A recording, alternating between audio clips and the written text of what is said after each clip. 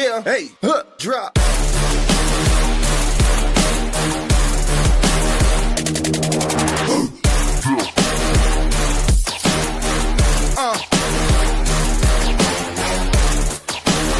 Prime Coverage Sports Network. Real coverage, real conversation. It is the Lockdown Coverage Podcast coming to you live on this Tuesday evening, pre-evening, whatever it is you want to call it. We are coming to you live on this Tuesday. Mike Tipton hanging out with Sean Davich. Did I get that correct? David, for future reference. But you are not the first and you won't be the last, so don't worry about it. Hey, trust, there's been plenty of, I had to start going by Mike because people were calling me Michelle for whatever reason. Like it's one of those weird random things that happens. Mm-hmm. Our dude, Freddie Henderson, our fearless leader, Freddie Henderson, tuning in saying, "What's up, guys? What's up, Freddie? Hope that you are having yourself a fantastic day so far, my friend." Sean, the happiest day and the saddest day all in one. The big game happened.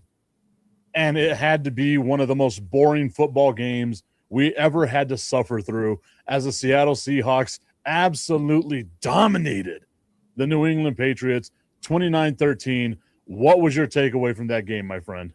Well, first, let me say this. Wasn't the last time Seattle won a Super Bowl kind of a boring game then, too? Seattle ended up beating Denver, I believe, 43-8 on that day 12, 13 years ago. So maybe that's just how it is. Seattle fans don't care, though. That's their second world championship. I think the biggest factor was what we talked about last week.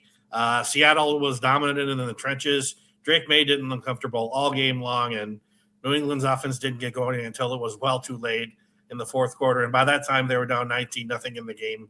Was too far out of reach. And that's the craziest thing about it is I thought it was going to be – I think we all kind of figured it was going to be a defense-dominated game.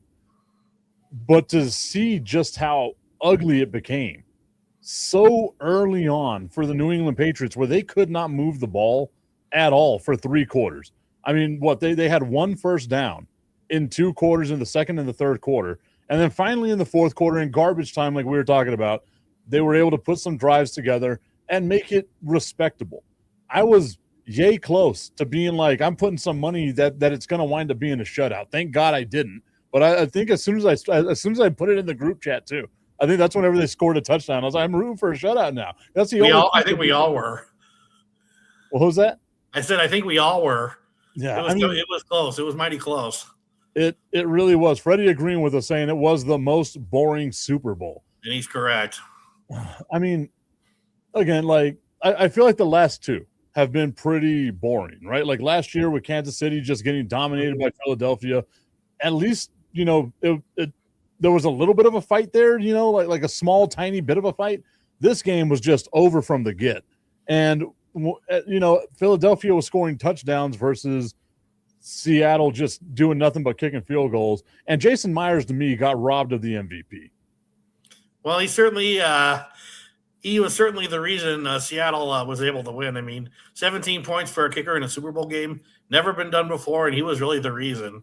So, but they gave it to Walker because he kept the offense moving in the first half when Sam Darnold wasn't as effective as he could have been. And we can give credit to New England's defense there. They played well. They just couldn't get anything from their offense. Andrew Scheid saying, if you love defense, it was for you. I mean, even the people that love defense had to have watched that game and been like, Jesus, man, give me something. Just a little bit of something. I mean – defense wins you championships like we talked about before, but offense is what gets you there. And Seattle was the most complete team in the league this year. You could see it. Even when their offense wasn't as sharp as it could have been in the Super Bowl, they were still the better team and therefore deserved to win. Okay, so we spoke about that. Defense wins championships. Congratulations are in order to the Seattle Seahawks on winning a championship. Always still weird for me to say Seattle Seahawks winning a championship. The New England Patriots, though, to me, I feel like there's going to be a lot of questions about this team moving forward, right? It felt like they caught lightning in a bottle here. I don't know if you agree with me on this or not, Sean, but an easy schedule. Yep. Very easy road in the playoffs to get to the Super Bowl. And then you see what happens whenever you play a high-caliber team that's just well-rounded all the way around. Out of these 2 teams, who do you think, like, obviously getting to the Super Bowl, I think, is an impossibility. Back-to-back Super Bowls doesn't happen very often. But out of these two teams, who do you think is more poised for a brighter future going forward? Seattle does to me. With all due respect to Mike Vrabel and what he's got going with New England, they've got a good thing going, but Seattle just seems to have everything in place. Sam Darnold, he's found a home. He's found a home in the NFL. Their defense is going to be good for years to come. And Jigba, I think he's just getting started. They have a very good running game. And I think we need to give another shout out to Kenneth Walker, because once Charbonnet went down, Kenneth Walker really stepped up in these playoffs. Maybe that's another reason he got MVP honors. Yeah, I mean, most teams have that two-headed threat in the backfield at running back, and Kenneth Walker, I believe, kind of lived up to the expectations. It felt like the last couple of years, everyone was expecting Kenneth Walker to have like that breakout season, and it never really came through fruition. Like, he would have games here and there where you'd be like, man, this dude, like, he was showing us that he's got talent, but he never really put it all together for a full season. And the last two games, with the team having to, put the team on his back, he was able to do what I think a lot of people were expecting him to be able to do. Again, great that he won the MVP. Obviously, you can't give the Super Bowl MVP to a kicker. I could only imagine what would be all over the other, sports stations if the kicker got the MVP, like what that would be like on the ticker at the bottom. But man, Jason Myers, that should have been your guy. Like, that 100% should have been the guy, but whatever. I'm just some dude. What do I know about anything in the world of sports? He outscored the New England Patriots alone, so I think part of that argument is justified. And you also can't give an MVP to an entire defense, as we talked about before. Yeah. But I think they were the one of the biggest factors in the game too, aside from what Myers did. Kenny telling us that he is a Steelers fan. He's used to these types of game. You've seen it as the Steelers play against the Ravens. Again, like, I love a defensive game. I genuinely do. But that game was just garbage juice, man. Like, it was not fun to watch. No aspect of it was fun to watch. It was clear to see Seattle's defense was clearly better than New England's defense was. New England, the bend but don't break, was fun to see for a little bit, but you knew that they weren't going to be able to make a stop when they needed to make a stop. No, and another reason I didn't think they were going to be able to keep up in the game, their inefficiencies in the red zone. You mentioned the early schedule. They played pretty much everybody at the right time. Their defense was very good in the first couple rounds. And then they caught a huge break when Bo Nix got hurt late in Denver's divisional win over Buffalo. And then, they did just enough in the AFC Championship game in snowy Denver. So they had pretty much everything handed to them all year long. They earned a lot of things. They did well, but they were nowhere near as deserving as Seattle did. And that was pretty much reflected in how the game went and how the score came out. Andrew Shai saying that he almost fell asleep and that the MVP did almost go to the kicker. Okay, so I feel like we've given it enough light, right? Like it was such a boring Super Bowl. Congratulations to the two teams that made it. Congratulations to the teams that you can say had a good season. But let's recap now the season as a whole, right? Let's take Seattle and New England out of it, because clearly they had amazing seasons. You don't make it to the Super Bowl without being a really damn good team. Out of the teams that are remaining, what teams surprised you the most? As far as positive or negative? Let's go positive first. We'll go negative later. Well, the Rams are going to be good for years to come. Stafford already said he'll be back next year, and he's got some amazing talent at wideout. Nakua reminds me a lot of Justin Jefferson, the way he pulls down footballs. I think the Giants have a bright future. They made the best coaching hire of the offseason by far. The Raiders will have to wait and see. They got a good guy in Clint Kubiak, who admitted he was taking the job even before the game ended. Detroit, should we go to the negative side, or do we have a? Go ahead. Give me your negative. I think the Detroit Lions, they took a few steps backward this year. Everybody expected them to be on top of the NFC North again. But then let's go back to the positive side. Their division rival, the Bears. Caleb Williams really stepped up his game this year. For a franchise that's been historically known for defense and not ever having a 4,000-yard passer offensively, Caleb Williams did a lot of things right this year. I think the Bears are going to be a threat for years to come if they continue to play like this. They've got a great coaching staff in place. Okay. Who surprised? What about you? Who surprised you this year? So my biggest surprise on the positive side is going to be the Denver Broncos, right? Like I would have loved to have seen a healthy Bo Nix against that New England Patriots team in that snowy weather. And I feel like Denver could have found a way to maybe make it to a Super Bowl. And I think that would have been fun, right? Like that might have been a little more fun having something like that. I got to agree with you. The Chicago Bears, to me, I thought they'd be a playoff team. I really loved what they did in the offseason, addressing the offensive line, what they did in the draft. Like the Bears, and then getting Ben Johnson, which is a huge get for them, getting Ben Johnson. The Bears making it to the playoffs, getting themselves a playoff win as well. That, to me, shows a lot of upside for the Chicago Bears. If you're a Bears fan right now, you've got to be happy, just like Andrew's saying here. It's all Bears, baby, right? Like that's the one that you got to be surprised about. But they ran into a really good Rams team in the playoffs. But everything like this, building block for years to come. Oh, yeah. One playoff win and a closely competitive game in the divisional round. Yep. The one that I think is the most surprising to me would have to be the San Francisco 49ers, right? Like if that team had only won 4 games or something like that, we could look and say, oh, yeah, that they were injured all season long. But going into the last week of the season, they were yay close to getting the number 1 overall seed, right? Like it was insane to think about that. Whenever Brock Purdy goes down and you give the reins over to Mac Jones and you sit there and say to yourself, oh, they're done. Like they've got to be done. And Mac Jones just keeps the ship going forward, doing what they do, winning games somehow, some way. You've got to tip your cap a little bit to the San Francisco 49ers. I grew up in the 80s and the 90s as a Dallas Cowboys fan. I hate the words that are coming out of my mouth right now, giving any type of love to the San Francisco 49ers. But I feel like you kind of got to give it to them, right? Like, no, if they had given up, all of us would have been like, I get it. Well, I see what you did there. All those NFC championship meetings they had, in the late 80s, early 90s, Troy Aikman versus Steve Young. That was good. That made for good TV. And, Dallas owned it most of the time, aside from the 94 game. But going back to what you said about this year's 49ers team, I think that's a testament to not only Brock Purdy and the way he gets it done. Mac Jones filled in well for him when Purdy had that toe injury. And Kyle Shanahan, I've said it before, he may be coaching royalty, but he's also one of the best in the business. With that many injuries and the health besetting the team this year, how they kept it together, and like you said, being in contention for the top seed going into the final game of the year, that's a testament enough. And, if they're fully healthy again next year, we might see the 49ers on top of the NFC again.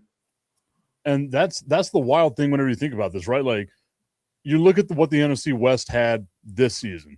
Just all 3 of those teams in the NFC West that went to the playoffs, the Rams, the Seahawks, and the 49ers, fighting each other down to the last couple of weeks of the season on who's going to win the division, who's going to get the bye week, and ultimately, have all the games at home. Right. All 3 of those teams, I think if you would have gone into the home stadium of all 3 of those teams, you would have been terrified, right? Like you instantly feel like you're going to lose that game. And now they can run it back because Seattle's going to come back. They're saving money on Sam Darnold. We spoke about that contract last week. Like, you have Sam Darnold right now at a bargain. You have money that you can spend in free agency. You have some pretty decent draft picks out there as well. Then you look at the Rams. Again, they have 2 first-round draft picks this year. They're one of the best teams. I still think they were the best team in the NFL this year. They ran into a buzzsaw at the wrong time, but I still feel like the Rams were the best team in the NFL this year. And then you look at the San Francisco 49ers. If they're healthy, that's the huge caveat. This team won 11, 12 games. If they were healthy, what could they have done, right? Like, and they're just going to run it back the entire time. It's going to be fun to watch. We know one thing, though, going into next season, the Arizona Cardinals aren't going to be a team that we care about at all. They're going to be dominated in that division. Well, maybe it'll be building blocks for, their new coach that they brought on. They're going to be competing in the new toughest division in the NFL. It'll be a tough few years for Arizona, but maybe they'll jump back into contention before we know it.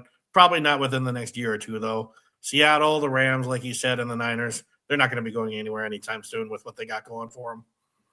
So you mentioned a couple of teams that you were disappointed by, right? Like the Lions, the Vikings. What other teams were you disappointed by? Because I feel like the Lions and the Vikings had some level of expectation, although I think the Vikings, maybe you as a Vikings fan, you can attest to this. Were the expectations that high for J.J. McCarthy? They were. The turmoil kind of came out over the last few weeks once general manager Kwesi Adolfo-Mensah was fired. There were more conflicts within the organization than I thought. Coach actually kind of wanted Darnold to stay around. He saw the upside in him. McCarthy, I think, may have been rushed into the game too fast. Don't get me wrong, he did some good things this year. I was actually at the game in Detroit where they pulled the upset in early November. I thought maybe that was where they were going to turn the whole thing around and where McCarthy was going to, ascend near the top of the league. But then a 5-game losing streak followed that. They fell out of playoff contention. Now the team's talking about bringing in a veteran quarterback, which they should do. That's going to put the necessary chip on J.J. McCarthy's shoulders if he wants to start for the team again. But if they bring in Kirk Cousins, I'm not so sure they should do that because he was a starter here, obviously, for, the better part of 5-6 years. And he may think he still has some starting football left in him. I'm not sure he'd come here to be a backup, especially with how much money he's made in his career. The Vikings were a big disappointment to me.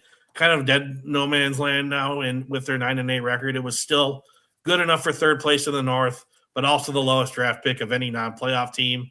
So, unfortunately, they still have some needs they need to address, and being in that middle of the pack for the draft is not exactly the most favorable spot. And now they have to start over, with a general manager who they said they're not going to hire until after the draft.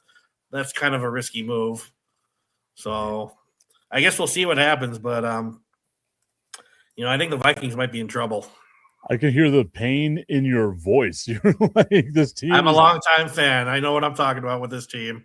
This team is disappointing me left and right. I'm hurting for you. I'm not even a Vikings fan. I'm over here hurting for you. But I can relate to that, right? Because as a Dallas Cowboys fan, they're never good enough to win the Super Bowl. At least I don't ever think they are. And then they're not bad enough to be a team that gets, a top 5 draft pick. It's always that weird purgatory 10 to 20 where nobody wants to really draft. Exactly. No man's land in the draft order. Yeah. And that's always a crapshoot, right? Like obviously every draft pick is a crapshoot, but it's whatever it is. Like it's not sexy. It's just your normal draft pick. You look at both the Cowboys draft picks right now. It's 11 and 20. Like there's, oh my goodness. I'm so happy we have a top 11 pick. Like no one has ever said that in the history of sports. But the Minnesota Vikings to me are an interesting team. And I'm glad that you had mentioned the thought of like, we need to bring in a veteran quarterback here to kind of help J.J. McCarthy along. I was surprised that they moved on from both Sam Darnold and Daniel Jones so quick. And we're just going to give the whole, the keys of the Lamborghini to J.J. McCarthy. Mm-hmm. And you kind of saw what happened, right? Like he wasn't ready for the NFL this year. You'd figure he kind of could be, but with the weapons that they have in Minnesota, offensively, they should have been pretty damn good, right? Like I feel like I said it at the beginning of the season, they're one of those teams that are quarterback proof. It could be me and you back there. Oh, okay, let's throw it to Justin Jefferson. If you get anywhere near Justin Jefferson, he's going to come down with that ball. So, like, they should have been quarterback proof, but they proved to us that they're not. And I wonder if this puts a little bit of a tarnish on Kevin O'Connell, who's known as the quarterback guru, quarterback whisperer, because he's also credited with helping out Sam Darnold becoming this guy. So was it just Sam Darnold's much better than we thought he was? Do we give Sam Darnold now more credit than what we gave him whenever he was in Minnesota? Or is it just J.J. McCarthy might not be as good as we thought he was? Maybe a little bit of both. Sam Darnold refined a lot of parts of his game while he was here in Minnesota. You mentioned the tremendous supporting cast he had. Very good running game last year when he was here. The 2 wideouts he could throw to anytime when they needed bailing out. The number of touchdowns he threw last year is still, I think, second or third in club history, which is saying a lot. And winning 14 games as a runner-up in a division is as crazy a stat as I've ever seen. But Kwesi hasn't stopped taking heat even since he was fired. And for letting Darnold go. 1 year later, he wins the Super Bowl, and everybody's just eating their hearts out here. That's got to be, again, the toughest thing. At least with Detroit, when they traded Matt Stafford, you knew that was a Super Bowl caliber team right off the bat. Nobody would have thought. And again, unless you were the most diehard Seattle Seahawks fan, nobody would have thought that Seattle would be the team that wins the Super Bowl this year, or the big game. Again, we can't call it the Super Bowl. It's the big game. They won the big game this year. Man, but I want to stick in that division because I think I agree with you here that the biggest disappointment to me has to be the Detroit Lions. All the expectation in the world on them, right? Just a couple of years ago, they were in the NFC Championship game. They lose against the San Francisco 49ers. What could have been, right? Like, maybe Dan Campbell doesn't go for it on fourth down. He kicks a couple of field goals. We're talking about a completely different Super Bowl matchup with the Kansas City Chiefs. But it just feels like that might have been the plateau for them. And it feels like the window is starting to not just, slowly shut, but slam shut on them.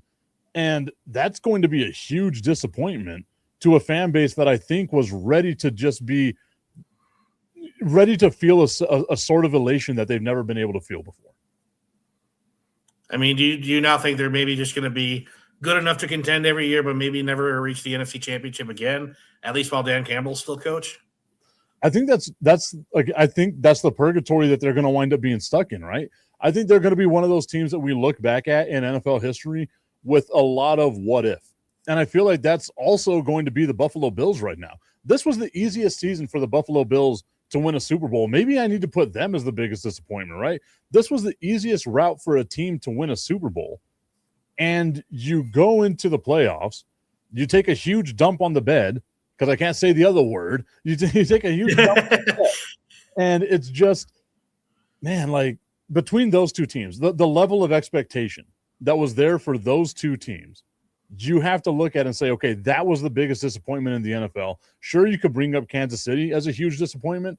Brother, they made 4 straight Super Bowl? They were in the Super Bowl all the time. They deserve a little bit of a break. You can say Philadelphia might have been disappointing because they didn't have a good season. They somehow limped into the playoffs, the beneficiary of having a terrible division, because when the second place team in your division is the Dallas Cowboys, you have a terrible division. But you have to look at Detroit and you have to look at Buffalo and think to yourselves, that window's got to be done. And hell, maybe I'm going way too much now. Let's throw Baltimore in there. Baltimore was a huge disappointment.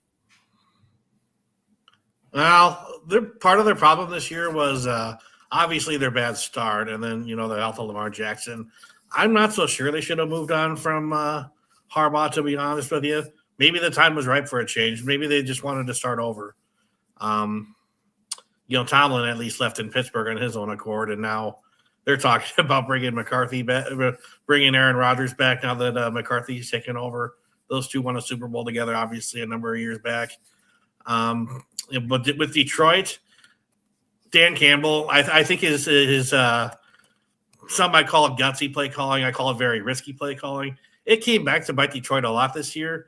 And in the Detroit game that I attended earlier this year that I talked about, that all that game long there, all those questionable play calls that they had on offense was a big reason why the Vikings were able to steal a win there this year. And it wasn't just that game. All year long, they had some questionable play calls. And, their second matchup with the Vikings around Christmas time, that was as bad as it gets. I've never seen a Detroit Lions offense that, off guard since dare I say, the Matt Millen days. Oh, wow.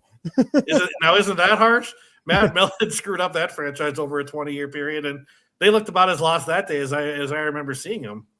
Invoking the spirit of Matt Millen to come on here and make everything bad, just like he did in Detroit. Woo. That's a tough one for Detroit Lions fans to have to relive, bringing that back up. At least for that game. Yeah, because the Vikings they all had like 50 yards that whole game and still beat them by 13 points. It's insane. Yeah. I love like stats like that. It's like you won't believe these stats. I see them on TikTok every now and then. I want to say it was at the Houston Texans wind up beating, I can't remember what the team was, but like they gave up 6 sacks in the game and had given up like 400 more yards than what they gained and somehow still won the game. Like I love those weird stats like that in NFL history. It's just crazy. I've seen so many games like that. Yeah, no, you don't get them. Renegade Rundown 24 saying, no, once again, Steelers fan, doesn't want to have the Mike McCarthy, Aaron Rodgers run back here. You know how like you'll see a band that broke up in their prime and then they get back together and then they start doing T-Mobile commercials during the Super Bowl like the Backstreet Boys did, and you're kind of thinking to yourself, man, that's sad. Like the what if could have happened here. What if Aaron Rodgers hadn't got Mike McCarthy fired in Green Bay the first go around? Maybe they could have done something together, a little more magic. It's not going to happen now. And I feel so bad for Pittsburgh Steelers fans. Normally, I love watching the Pittsburgh Steelers fan base just suffer. And right now, like, I feel bad for them. And for me to get that level of like concern for my Pittsburgh Steeler brethren is weird. I'm not used to this, but oh man, like let's talk about that a little bit, Sean. Aaron Rodgers saying that he's leaning on coming back because Mike McCarthy is there. Another season of Aaron Rodgers on the fence. What's he going to do? Which way is he going to go? Maybe he and I are going to do ayahuasca together in Arizona. Who knows? What are your thoughts on the whole drama going on in Pittsburgh right now? Well, sometimes I think Aaron Rodgers doesn't know when to quit, for one thing. He's kind of bounced around ever since his Packer days. I don't know if he's deluding himself, wanting to possibly reunite with Mike McCarthy. You mentioned the band analogy thing. They're it's like they're reuniting for maybe one more farewell show or something like that. Maybe that's the way I could see it as going. But those Green Bay teams had a lot of talent. I'm not sure this Pittsburgh team nearly has that much. And they have a new coach, and I'm just not sure they're going to be able to replicate that over 1 year. Maybe that's what Rodgers wants, just for old time's sake. But I don't know. I agree with you. I think Pittsburgh's kidding themselves. And the reason McCarthy was fired out of Green Bay was, questionable play calling. Other than the Super Bowl he won back in 2010, a lot of his tenure there was defined by not being able to get it done in clutch moments. I still remember the day he was fired. That was after a loss to the lowly Cardinals, I believe, halfway through 2018. And, but McCarthy's a good offensive mind. Don't get me wrong. But I don't know if this is going to be a great fit. It feels weird. Just we'll leave it at that, man. Like this doesn't feel. This isn't a Pittsburgh Steelers type of hire for a coach, because they normally bring in someone that is going to be there for a while. Mike McCarthy's track record, I don't know if you could say that guy is going to be there for a decade or more. It everything about this feels weird. It feels desperate, and they like ownership and the GM and like all the upper management must think they're closer than they actually are. But like we can all look at the Pittsburgh Steelers and say to ourselves, that team is not anywhere near where most people would think they need to be. And ownership has to look at them and be like, oh guys, we made it to the playoffs again. We were right there. Maybe a guy like Mike McCarthy to put a spark into the offense or something like that. It's just not going to happen. Based on that, I'm wondering, did you have the same thought when Jerry Jones brought him on board back in 2020? Did he see the same kind of thing, just stars in his eye, just hiring a guy who's had a good track record as offensive coach? He didn't always get the best out of his offenses, and they had some talent. I mean, and that's the thing that I think you can look at right now with the Dallas Cowboys, right? Like, you can say Mike McCarthy, whenever he was with the Dallas Cowboys, 2 out of 5 seasons, they led the NFL in offense. Yep. But the one thing that's a consistent there is Brian Schottenheimer was his offensive coordinator. Brian Schottenheimer gets the keys to the Lamborghini this year, and the Dallas Cowboys offense looks amazing again, right? Like a top 2 offense, number 1 in yards. I think, number 3 in scoring? Like they had a very good offensive season to the Dallas Cowboys. So now, again, it comes down to like who should get the credit on this stuff. Like Mike McCarthy, whenever he was hired with the Dallas Cowboys, to me, it was a huge, huge disappointment. I thought it was just Jason Garrett 2.0, because you got to remember what the pantheon for the Dallas Cowboys were, right? You get Wade Phillips as your head coach, then that goes into Jason Garrett, and then that goes into Mike McCarthy, and you're sitting here thinking to yourself, man, none of these dudes are really the guy that you would run through a rock wall for, right? None of these guys are like the Sean Payton kind of guys. None of these guys are, the Bill Belichick kind of guy. It just felt like Jerry Jones hired a dude that was going to say, yes, Jerry. Mike McCarthy did say, yes, Jerry. When Mike McCarthy struggled, Jerry said, "See you later." And that was the end of the relationship with him because the revolving door of Cowboys coaches continues to go this way. I want to address that's how it is. If you stand up to Jerry Jones, you're probably not going to have a job anymore. You have to do what he says. You're almost like his puppet. Oh God, I hate that I love that team. I want to give a little bit of love to the Cricket Commish from the Chicago Clubhouse Network tuning into today's show. He's used to, at the half-hour mark, I have a sponsored segment. But this isn't the Tipping Point with Mike Tipton. No. This is the Lockdown Coverage podcast on the Prime Coverage Sports Network. Myself, along with Sean Davich. Hey, look at that. Got it right this time. There you go. We are hanging out here talking about the NFL. We will be talking about NFL on this show all the time. So you got fantasy football questions. I did horribly this year. I'm probably not the one to ask for. I will divert that to everybody else. I had 4 teams this year, Sean. All 4 of my teams wind up being the first team out of the playoffs. Like you have the playoff settings, me on the outside looking in. I did win 2 consolation brackets, though, and that's where the real winners play, baby. Now, are you in one of those? Were you in any of those leagues where they have like those unique punishments you read about every now and then, just like? So, or were there really no stakes? I tried. I tried because I feel like you have to be punished if you're that bad, and it's a way to make sure you keep looking at your team, right? So last year, I guess the season after now, since we're already past this year, the 2 seasons ago, I had a vampire league, and I don't know if you know what a vampire league is.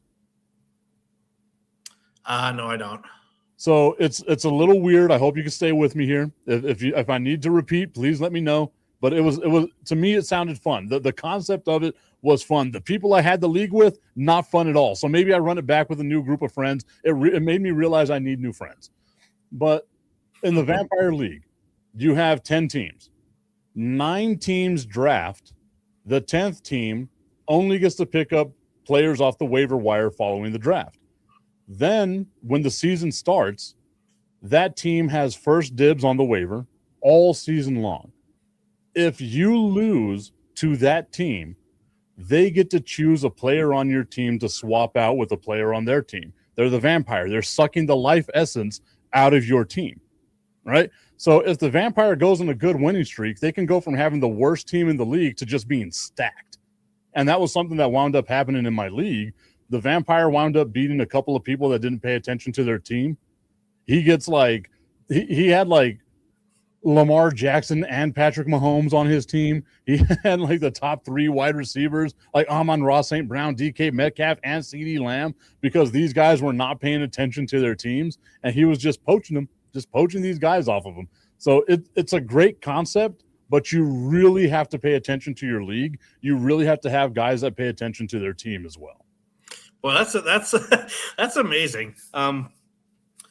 But maintaining 4 leagues, that's probably too much for me. I've only been in 1 really over the last 5-10 years, but I'm also the 3-time defending champ now in my league. Oh, whoa. I got to send one of these wrestling belts to you then, since you're the champ. You're the one who's got to have the belts with you. I guess I just picked the right players every time. Last year I had the leading everybody in the leading offensive category on my team. Burrow, quarterback, Chase a receiver, running back Barkley, all on one team. That's kind of a cheat code.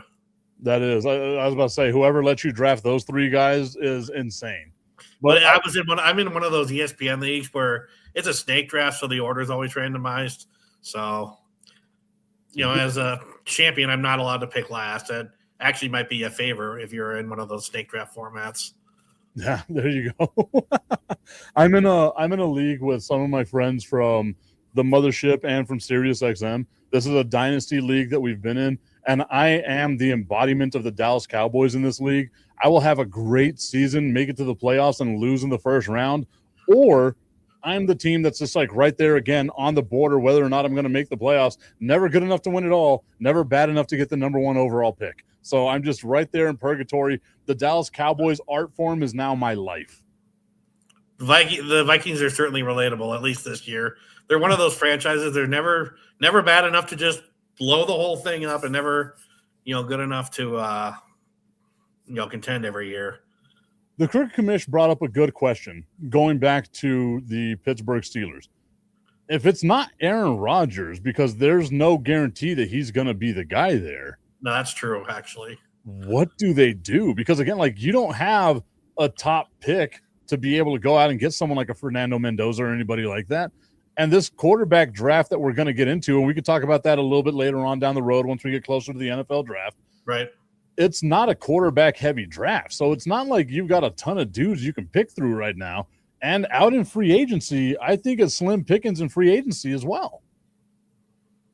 Yeah, there are. So if they're not able to get – they may be targeting someone possibly for a potential backup, but, they may be begging Rodgers to come back if it gets urgent for them.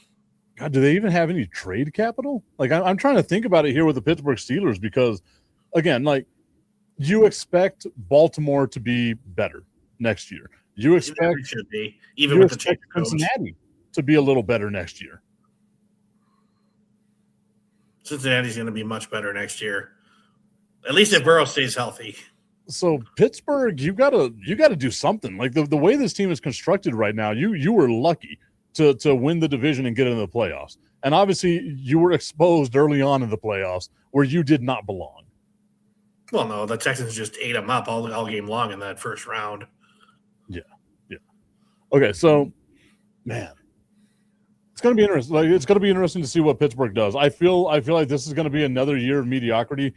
Mike McCarthy's more than likely going to get the most out of the offense because you have to remember they still do have some weapons on offense, right? Like you have DK Metcalf, which is a cheat code at a wide receiver. Yep. Kenneth Gainwell was awesome as a receiving running back and as a running back. You still have TJ Warren there, so you have the building blocks of a good system. I think they have the best tight end room in the NFL with Freiermuth and Washington. I know they have a third guy that I keep forgetting right now, but it's like, come on now. The backup is Malik Willis. I got to meet Malik Willis at the NFL draft in Vegas. The biggest calves I have ever seen on a human being. Like I was impressed by those calves. Wow. Well, hasn't Malik Willis been in Green Bay for a while? Didn't just I know it sounds sacrilegious. I really felt like Pittsburgh should have kept Justin Fields. Like I feel like he would have been a better option for them. He was not bad there. He was serviceable. He's a good enough quarterback to do okay with decent weapons. And just anybody that goes to the Jets is going to be bad. We can all agree with that. It doesn't matter who you are. You can be the greatest quarterback of all time. You can be Patrick Mahomes. And if the Chiefs traded Patrick Mahomes to the Jets, Patrick Mahomes would look like me and you out there on the field. Like it's just not going to be good. But no. It's like even Malik Willis. I don't know. Has he done anything really to make you feel like this is the guy? Because if I'm not mistaken, wasn't he drafted by Tennessee? So this would be his third team. That's right. So, maybe they should bring Rodgers back, see what happens, get a newcomer to, learn under him, be an understudy. I'm sure Mike McCarthy wouldn't mind having Rodgers back, and I'm sure Rodgers, if he chose not to walk away, wouldn't mind playing for McCarthy for one more season, maybe help him develop an understudy. They're going to have to find something in the draft or try to trade away some players to get a higher draft pick or something to try to go out there and get a decent quarterback. Yep, and you mentioned all the position players they have on offense. They didn't have a good thing set up for Rodgers or whoever's there. Yeah. And again, like the offense should be better with Mike McCarthy because we've seen he's an offensive dude. Yep. And the offense with the Cowboys was good. Again, we can debate who's the one responsible for the offensive success with the Dallas Cowboys, but that's a different topic for another day that we can talk about another time because I don't want to talk about the Dallas Cowboys because they hurt my heart. They give me high blood pressure. I'm looking at the thing right behind me right now, and my blood is starting to boil with how much I hate that I love this team. I cannot quit this team. I wish I could. I can't. Like I think I'm so deep into it right now. I know the feeling. It's how you were brought up as a Cowboys fan, weren't you? I was 100%. And I was brought up the same way. I grew up in the 80s and the 90s, right? Like my childhood, I was 6 years old the first time the Cowboys won a Super Bowl in the 90s. So I thought this was the way it was supposed to be all the time.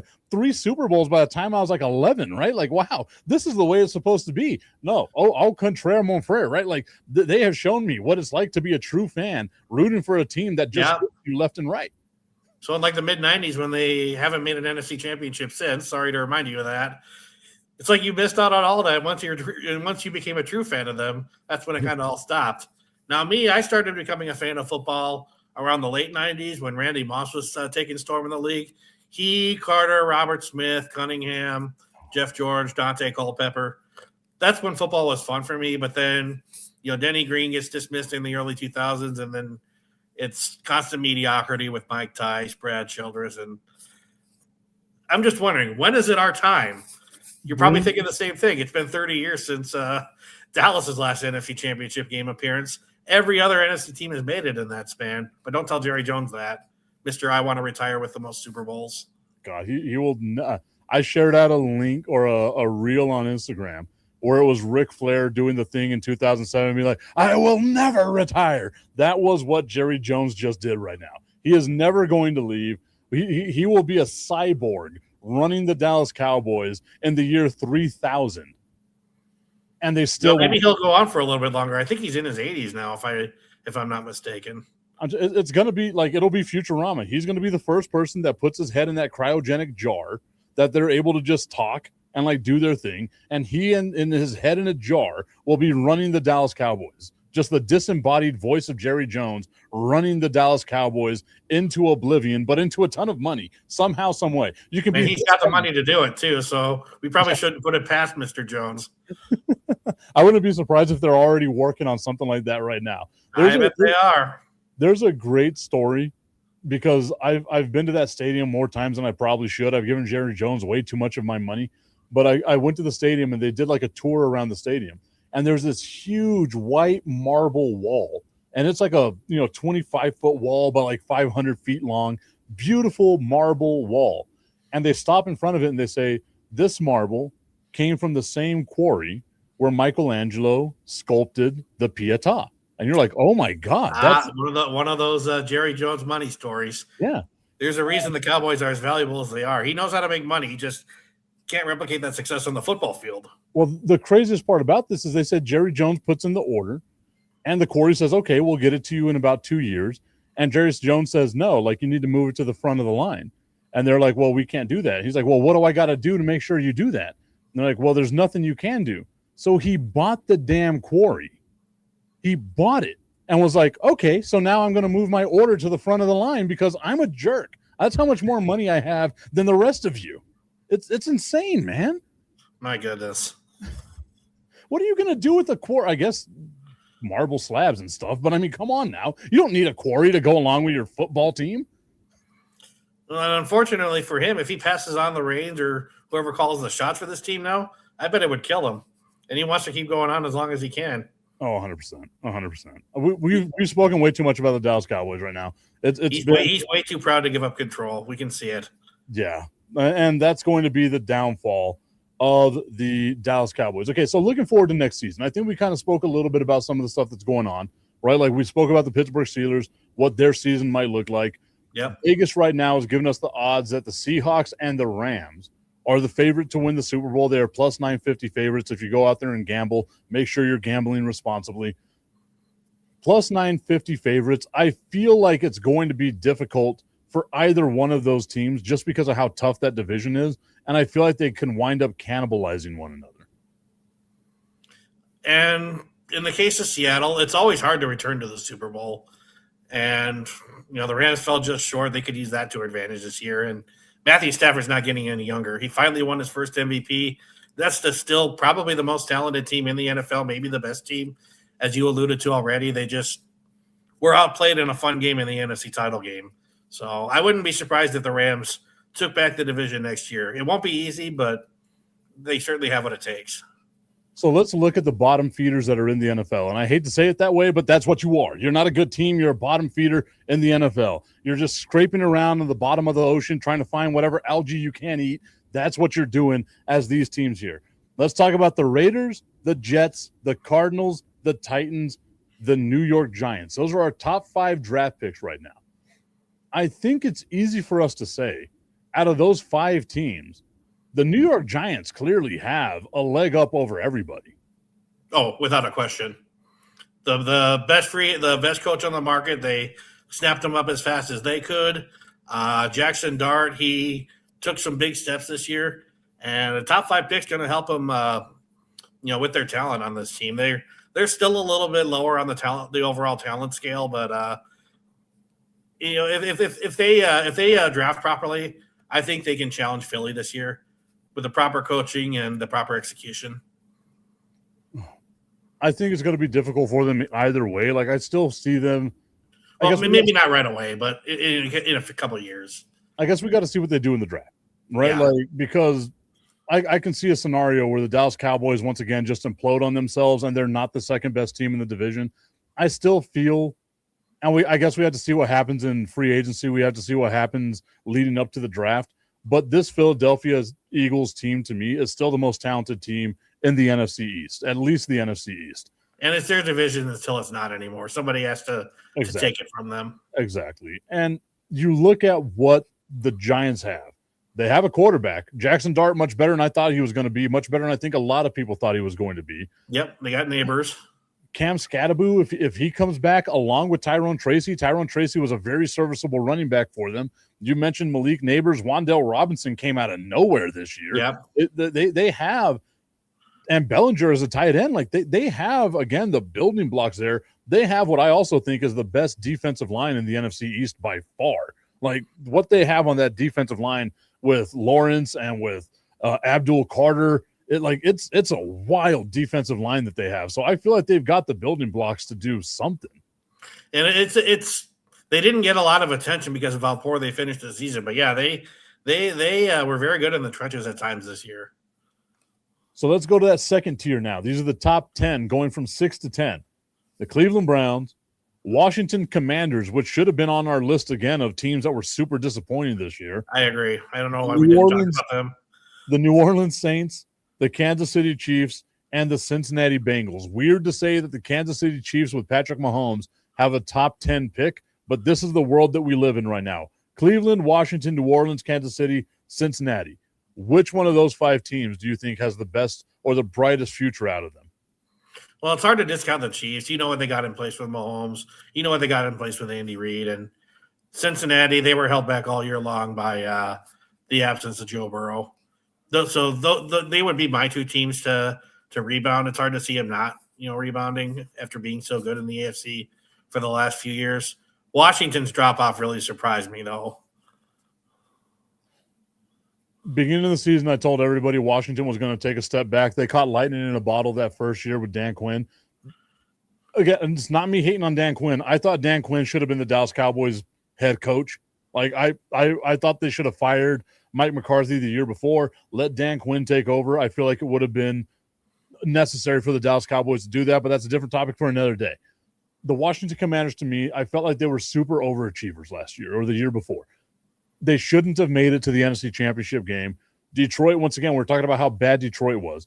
Detroit had, I believe, 5 turnovers in that game against the Washington Commanders. That's right. And lost by a single touchdown. I hate doing this because it feels like you're taking away from the Washington Commanders. I'm trying my best not to do this. Detroit lost that game to me more than Washington won that game. You know what I mean? Without a doubt. Like it's just one of those. So Washington caught lightning in a bottle, got it at the right time. We saw what happens whenever you play a good schedule. This is going to be the thing that the Patriots are going to have to overcome next year as well. Like you got fat off a 4th place schedule. Now you're going to have a tougher schedule next year. Let's see you make it back to the promised land. The Commanders had a nice, tough schedule that they had to go through. We saw them have a huge drop-off. I think the hardest thing for me is, yes, Jaden Daniels got hurt, but he didn't look good anyway. Like, even before the injury, he didn't look good. No, and it's hard. It's such a cliche when you mention the term sophomore slump. But that's pretty much exactly what he went through. Like, and I'll amend my previous comment. I didn't expect them to drop off this badly. It's hard to replicate the success that you have like they did last year when, like you said, Detroit basically handed them that game last year in the playoffs. Everybody knew Philly was going to blow them out in the title game after that. And then Jaden Daniels, injury or not, he got a real taste of what the league can be like year in and year out. It's not always going to be the easiest thing. So a team that I think is interesting out of those 5 teams, right? Like we've got, again, Cleveland, Washington, New Orleans, Kansas City, Cincinnati. I think we can both say Cincinnati, Kansas City, not teams that you would think belong in this area. They're going to bounce back. They're going to get better next season. Safer bet than not. The team that's interesting to me here is New Orleans, because we saw how good that team could have been had they started Tyler Shugg earlier. They had a tremendous end of the year. I was actually surprised at how well they gelled at the end of the year. Yeah. And that's something that they can build off of. Shell played well, and he might even be maybe I should call it now a sleeper pick on some people's fantasy teams next year. I'm going to be very interested to see what his average draft position is, because the way he ended this season, he's going to just skyrocket. And whenever we used to talk about the Saints, we would talk about just rolling offenses. The last few years, it hasn't been the case. It won't be Drew Brees offense like next year, but I think we'll see an improved team. But again, I mean, they have a nice high draft pick, right? Like you have some building blocks there. Like Olave, I don't think you can rely on him as your number one guy. I would have liked to have seen them not trade Shaheed. Yeah, it was Shaheed that they traded to Seattle, right? At the middle part of the season around the trade. Yeah, but what an impact he made in these playoffs. Like, imagine what he could have done for the future of New Orleans. So maybe, they got rid of him a little too early. But, of course, you get, capital and stuff like that you can get out of him. But I feel like they're going to be an interesting team to watch next year. I don't think they're going to be a playoff team, but they're going to be a team that you cannot take lightly. Yeah, they'll surprise some people. The NFC South was not a good division this year, and that's why New Orleans was as close to the top as they were. I think Tampa Bay will be a much better team next year, for instance. I think they'll reign again as long as they play better offense. No love for the Cleveland Browns, who had 2 Pro Bowl quarterbacks on their roster, along with a 2-time Coach of the Year that they fired this year. I wonder if Sanders got that vote on his family name. That's something else. I mean, the fact that it was Joe Flacco and Shedeur Sanders making it as Pro Bowlers this year is insane. Like, the Cleveland Browns were that bad, yet somehow had 2 Pro Bowl quarterbacks on their roster. Again, I don't think Pro Bowl means what it used to back in the day. It does not even close. But it's everybody. Cleveland was more known this year for defense, so they should have been giving a lot more love to a guy like Myles Garrett, who now has the sack record. There has to be a conversation about Cleveland trading Myles Garrett now, right? Like, they're so far away from being a team that's worth a damn that they can trade Myles Garrett right now and try to capitalize on as much draft capital out there. That's certainly a possibility. I don't see them doing it because he's one of those guys who will put asses in the seats. One of the few, as a matter of fact. You don't think Shedeur will? Unless he gets better. How he got a Pro Bowl not, I have no idea. They're just giving out Pro Bowls to everybody. We should have played this year. We could have gotten a Pro Bowl. Yeah, I'd have done better. Andrew, do you want to look at the middle of the draft order now? What was that? Would we want to look at the middle of the draft now? We got Miami and your Cowboys leading off the top 11 there. I was hoping that we'd be able to end the show without having to talk about the Cowboys, but let's do it. Miami Dolphins, Dallas Cowboys, the LA Rams getting this draft pick from a trade with the Atlanta Falcons, the Baltimore Ravens, and the Tampa Bay Buccaneers. You look at all 5 of these teams, and you can say, had the ball bounced a little differently, this would have been a playoff team. In the case of the Rams, this could have been a Super Bowl winning team if the ball bounces a little differently, right? These teams are in that weird place of they're really good, but they're not really bad. Like, they're in that weird area. Out of those 5 teams, who do you think is the most interesting going into next year? Well, obviously you were right about the Rams. They were literally a few bounces away from the Super Bowl this year. Okay, you know what? Caveat here. Let's take the Rams out of the conversation. Okay. The Ravens, I think the Ravens are going to be interesting because now they have a new head coach. We don't know what we're going to expect now. I think Lamar Jackson will be as good as he always is, but every team that takes on a new head coach, you really don't know what to expect the first year, even if they're as good as anybody talent-wise.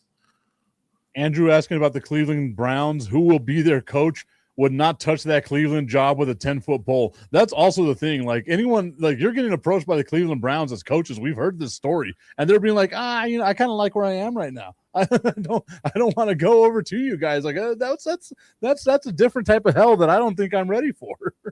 You can count the number of playoff appearances they've had over the last 25 years on one hand alone, and all you would need is two damn fingers. It's wild. They made it as a wild card in 2002 under Butch Davis, a name many people have forgotten by now. With Tim Crouch as their quarterback. Huh? With Tim Crouch as their quarterback. Tim Couch and Kelly Holcomb. Oh, yeah. They had William Green in backfield and Andre Davis at wideout. But then they would make it again, what was it, 2020 was it, when they made it as the runner-up behind the Steelers? Oh, man, I thought at one point they made it to the playoffs with Derek Anderson as the quarterback. Like Derek Anderson, Brady Quinn, that team. But you're right. You might be thinking of the 07 season. They were very close that year. They tied with Pittsburgh on top of the division that year, but they got swept by them, so that's why they didn't make it in. But they were very close. That's one of those rare 10-win seasons that doesn't, not yet a playoff spot.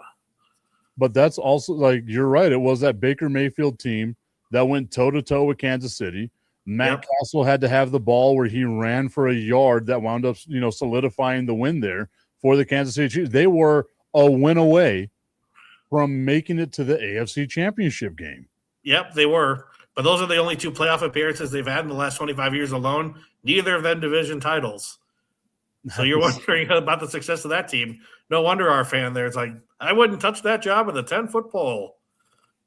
But we can just explain why that is. Yeah, we just saw it. They are. I don't believe in curses. This is a team that is cursed, just flat out. Like there's something wrong in Cleveland right there. Miami, Dallas, Baltimore, Tampa Bay. Those are the four that we have left. We're excluding the Los Angeles Rams. To me, it's Tampa Bay, dude. That was a team that was riddled with injuries all year long. Baker Mayfield, to me, is one of the most exciting quarterbacks in the NFL. If you are down in the fourth quarter and Baker Mayfield's your quarterback, you're feeling pretty good about yourself. He's one of those comeback king kind of guys. Imagine what this team could have been if Mike Evans had been healthy all year, if Godwin had been healthy all year. They did this with basically just Emeka Egbuka. Like that's all it was, Emeka Egbuka. Like that's all it was that they were throwing the ball to, and no offensive line. If they can address the offensive line in this draft and maybe in free agency, that could be an interesting team to watch again. Yeah, and Bucky Irving was another one of those guys that got hurt. Yeah. He was one of my fantasy players this year. I never lost faith in him despite his extended injury time this year. How much time do we got? Do we want to kind of run down the last half all in one, or what do we want to do here? I'll tell you what, we will hit the rest of this next episode. Give us a little something to talk about. So and maybe we'll have a few more people to weigh in too with us. Yes, we will. Maybe we'll have to recap with them what we spoke about. That's right. We should on this show right now. We should, okay, yes. Sean, what are your final thoughts? Whether you want to talk, we're putting the 2025 season to bed here. What are your final thoughts on this season? Well, I'm really happy for Sam Darnold. Obviously it hurts more seeing him go because ex-Vikings tend to have success when they go elsewhere. I'm not at all annoyed by the success of Sam Darnold, and if anything, I'm happy for him. We talked about New England briefly. They overachieved. It's going to be interesting to see how they rebound from a game where they were just dominated. Will we see them in the Super Bowl again? I don't know. First things first, they need better protection for one thing, and they need to finish drives in red zone better. As far as the rest of the league goes, it's going to be unpredictable. I don't really know who's going to be the contender next year. Seattle and the Rams are probably the safest bets, seeing as they have the highest odds. But after them, it might be kind of anybody's guess. Andrew letting us know that the Bears are back, baby. The monsters of the Midway. They will be an interesting team to follow for sure.